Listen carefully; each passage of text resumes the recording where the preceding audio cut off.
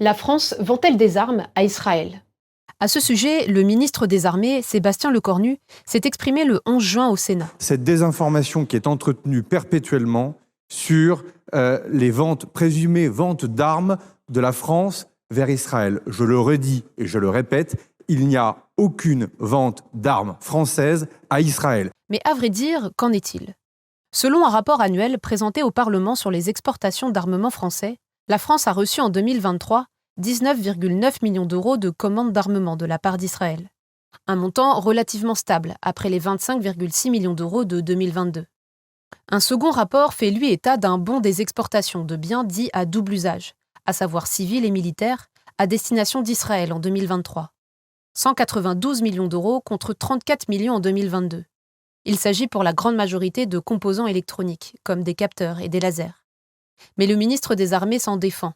L'armement français exporté est utilisé à des fins défensives, comme pour le dôme de fer, ou ont pour vocation à être réexportés depuis Israël vers d'autres clients. Mais ces arguments ont été mis en doute le 4 juin dernier par une enquête du média Disclose en collaboration avec le site d'information irlandais The Ditch. Le média indépendant français a révélé qu'un navire israélien devait faire escale dans la ville de Fos-sur-Mer, près de Marseille, pour y charger 14 tonnes de composants destinés à des cartouches de fusils mitrailleurs. Ces pièces, compatibles avec la mitrailleuse Negev 5, arme utilisée à Gaza, ont été produites par l'entreprise française Eurolynx. Elles ont été commandées par Israel Military Industries, une filiale d'Elbit Systems, l'un des principaux fournisseurs de l'armée israélienne. Et ce n'est pas la première fois que Paris est accusé. En mars 2024, le média d'investigation Disclose révélait déjà que la France avait autorisé, fin octobre 2023, la livraison à Israël d'au moins 100 000 pièces de cartouches de fusils mitrailleurs susceptibles d'être utilisées contre des civils à Gaza. Et c'est précisément le point de crispation à ce sujet.